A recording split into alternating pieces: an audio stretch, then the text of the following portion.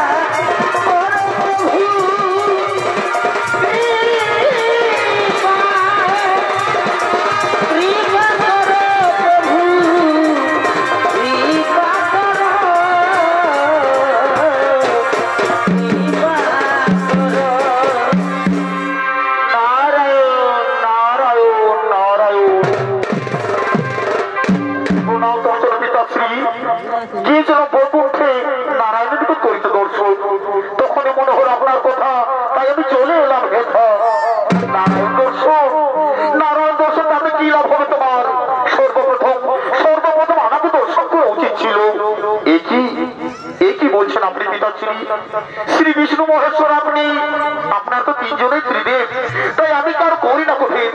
আপনার তিনজনে আমার কাছে সমান, তাই ভক্তি ভাব নিয়ে আমি তিনজনই করি সম্মান। নারদ, শোনো নারদ, সর্বশ্রেষ্ঠ সর্বশক্তিশালী মহাজ্ঞানী হলাম আমি। আমি হলাম স্বয়ং ব্রহ্মদেব। পৃথিবীর সকল সনকে আমি ঊর্ধ্বে। পিতাশ্রী, এ কি মনোভাব আপনার? এ কি বলছেন আপনি?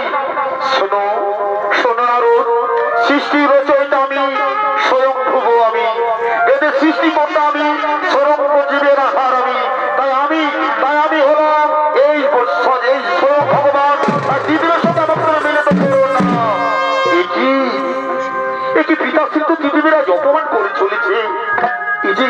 এই যে ক্ষয় সংকট, এই যে বিনাশের লক্ষ্য, কোথায় কোথায় মহাদেব?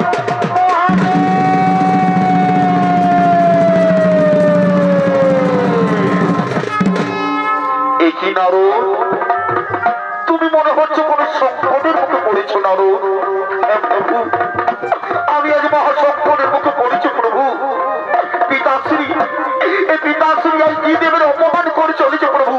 ব্রহ্মদেব, ব্রহ্মদেব, এটা আপনি নন ব্রহ্মদেব, এটা আপনার অহংকার, এটা আপনার দম্ভ বলছে ব্রহ্মদেব।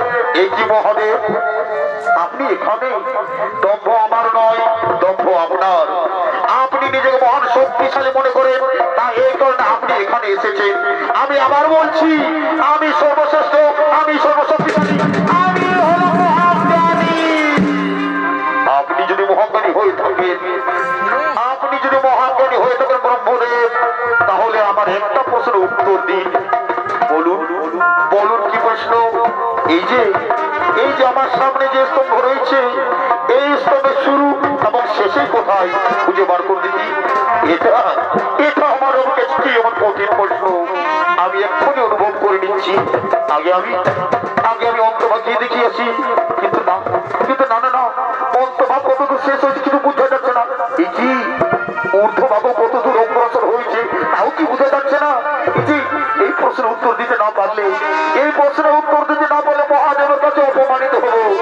শোনো, এই প্রশ্নের উত্তর যখন ব্রহ্মদেব জানে না, তখন পৃথিবীর কোন শক্তি এই প্রশ্নের উত্তর দিতে পারবে না। শুনুন মহাদেব, আমি এই প্রশ্নের উত্তর খুঁজে পেয়েছি। সত্যি বলছেন ব্রহ্মদেব? আপনি এই প্রশ্নের উত্তর খুঁজে পেয়েছেন ব্রহ্মদেব? তবে আমি একটা কথা আপনাকে বলে রাখছি, এই প্রশ্নের উত্তর যদি আপনি মিথ্যা কথা বলে থাকেন, তাহলে এগুলো আমরা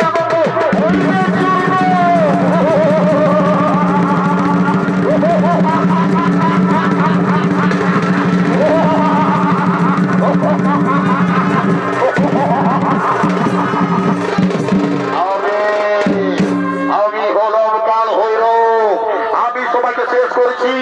অহংকারীদের ভক্ষণ করে আমি সৃষ্টির জগতের এখানে শোভা পাই না, তাই তার বেঁচে থাকার কোনো জায়গা নেই। আমি আপনাকে বলছি, এই অহংকার দণ্ড আমি অবশ্যই দেবো। যে মুখ দিয়ে আপনি অহংকার মানে বারবার বের করছেন, সেই অহংকার দণ্ড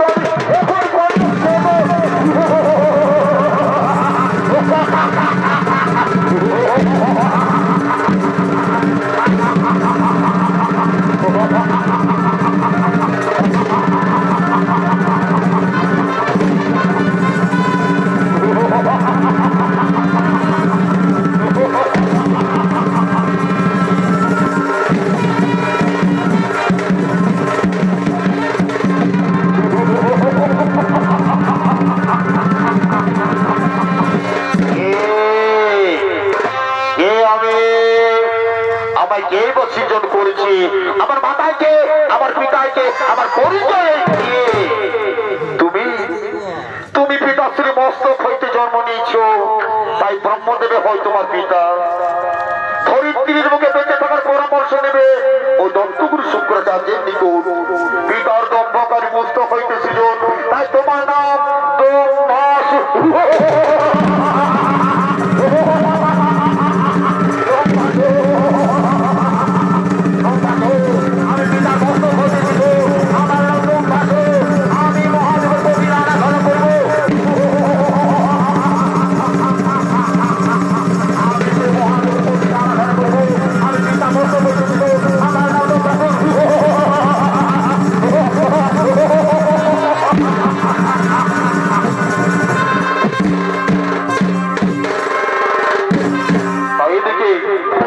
তাই দিকে মাসুর দৈত্যগুরু শুক্রাচার্যের নিকট ধরিত্রীর মুখে বেঁচে থাকার পরামর্শ নিয়ে জনমানবহীন গভীর কারণে দেবাদিদেব মহাদেবের আরাধনা করার জন্য আগমন করছে।